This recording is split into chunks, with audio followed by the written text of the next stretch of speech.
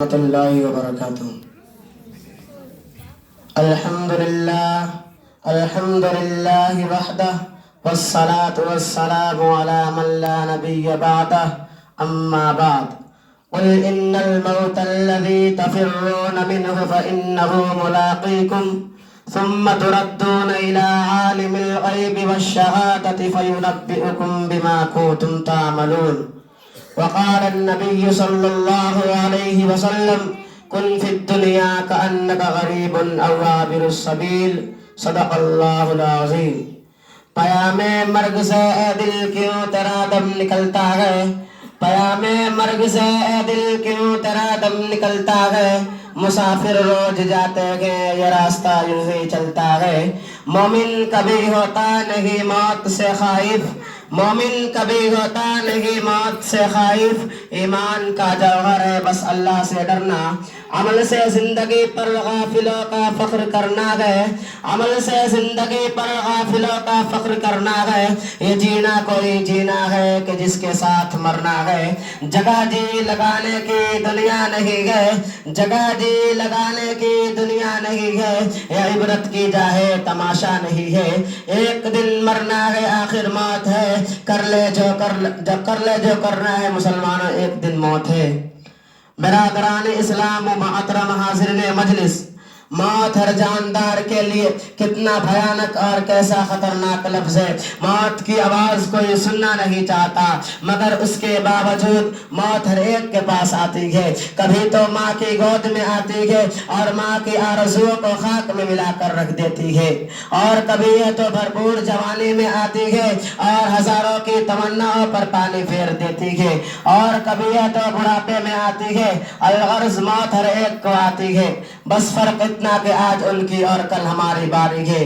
اسی کو اللہ رب العزت نے قرآن کریم میں اس طرح بیان فرمایا، قل ان الموت الذی تفرون منہ فإنہ ملاقیکم۔ اے نبی فرما دیجئے کہ جس موت سے تم فرار ہوتے ہو وہ کہیں تمہیں ضرور ملے گی، اور تمہیں اس مالک کی طرف لوٹنا ہے جو تمہارے ظاہر و باطن اور اندر و باہر کا علم رکھتا ہے، اور تمہیں کل قیامت کے دن جس میں اولین آخرین جمع ہوں گے اور نفسی نفسی کا عالم ہوگا، تمہارے اعمال سے تنبیہ کرے گا۔ اگر تم نے خدا اور اس کی رسول کی اطاعت و فرما برداری میں زندگی گزاری تو تمہارے نامہ اعمال دائیں ہاتھ میں دیا جائے گا، اور فرشتوں سے کہا جائے گا کہ لے جاؤ اور اسے جنت میں داخل کر دو، اور یہ پیغام سنا دو کہ اب کبھی بھی تمہیں موت نہیں آئے گی۔ اور اگر تم نے خدا اور اس کے رسول کے قانون کو توڑ کر اور مخلوق خدا کو تکلیف دینے میں زندگی گزاری تھی، اور تم نے حلال کو حلال اور حرام کو حرام نہیں سمجھا تھا، رشوت اور سود سے تم نے اپنی جیب کو بھرا تھا، یتیم اور بیواؤں کی دولت پر تم نے ڈاکہ زنی کی تھی، تو کل قیامت کے دن ناکامی کا جھنڈا پیچھے کی طرف سے بائیں ہاتھ میں پکڑایا جائے گا، اور فرشتوں سے کہا جائے گا کہ لے جاؤ اور اس کم وقت کو جہنم میں اوٹا منہ ڈال دو۔ میرے دوستو، آج دنیا میں انسان دولت کمانے اور حاصل کرنے کی بڑی کوشش کرتا ہے، راتوں میں جاگ کر دنوں میں تھک ہار کر اور خون پسینہ ایک کر کے جمع کرتا ہے، لیکن جب انسان کو موت آتی ہے اور اس کی روح پرواز کر جاتی ہے تو لوگ اس کی ساری دولت لے لیتے ہیں۔ اگر اس کے بدن پر کوئی زیور ہوتا ہے خواہ وہ معمولی ہی کیوں نہ ہو، لوگ اسے بھی اتار لیتے ہیں، اور اسے اپنی دولت سے سوائے کفن کے کچھ حاصل نہیں ہوتا۔ لوگ نہلا دھولا کر اور کفن پہنا کر قبرستان کی طرف چل دیتے ہیں، اور قبر میں دفنا کر سارے لوگ واپس چلے آتے ہیں، کوئی اس کے ساتھ نہیں رہتا۔ آج دنیا کی کوئی چیز اس کے ساتھ نہیں ہے، صرف ایک ہی چیز اس کے ساتھ رہ جاتی ہے، وہ ہے اس کے اعمال، صرف یہی اس کے ساتھ رہ جاتی ہے۔ اسی کو ہمارے آقا جناب تاجدار مدینہ احمد مجتبی محمد مصطفیٰ صلی اللہ علیہ وسلم نے فرمایا کہ میت کے پیچھے تین چیزیں جاتی ہے، ان میں سے دو لوٹ آتی ہے اور ایک رہ جاتی ہے۔ اس کے پیچھے اس کا اولاد اور اس کا مال اور اس کا عمل جاتا ہے، اولاد اور مال واپس چلے آتے ہیں اور اس کا عمل اس کے ساتھ رہ جاتا ہے، خواہ اچھے ہو یا برے۔ सोचने का मकाम है कि वह अमल जो कब्र की कठिन घड़ी में काम आने वाला है वह हमारे पास कितना है, और वह आलो औलाद व मालो मता जो उस मुश्किल वक्त में भी हमारा साथ छोड़ देंगे, उसको जमा करने के लिए हम कितना फिक्रमंद है। जमा करने को क्या चीज थी और जमा क्या कर रहे हैं। मीर अनीस ने इसका नक्शा इस तरह खींचा है, क्या क्या दुनिया से साहिब माल गए, क्या क्या दुनिया से साहिब माल गए, न दौलत साथ गई न अतफाल गए, पहुंचा तो लहद तक आए सब लोग, हमरा अगर गए तो सिर्फ अमाल गए। मेरे दोस्तों, सिकंदर बादशाह का नाम आप लोगों ने सुना होगा, बहादुरी और शुजाअत में बहुत मशहूर था। नौजवानी के वक्त यूनान से चला और फतह करता हुआ हिंदुस्तान आ पहुंचा, सरजमी पंजाब को भी फतह कर लिया और आगे ना बढ़ा। यहीं से जब अपने वतन की तरफ वापस होने लगा तो उसकी तबीयत खराब हो गई और ऐसा मालूम होने लगा कि अब जान नहीं बचेगी। उसने अपने वजीरों को बुलवाया और कहा कि देखो मेरा वक्त करीब आ गया है, अब मैं आप लोगों से जुदा हो जाऊंगा। फिर उनसे कहा कि जब मैं मर जाऊंगा आप लोग मेरा कफन दफन करोगे। उन्होंने कहा हुजूर ऐसा ना फरमाइए, क्योंकि जिंदगी भर हम आपका नमक खाए हैं, अगर आपका कफन दफन भी ना करेंगे तो हमसे ज्यादा नमक हराम कौन होगा।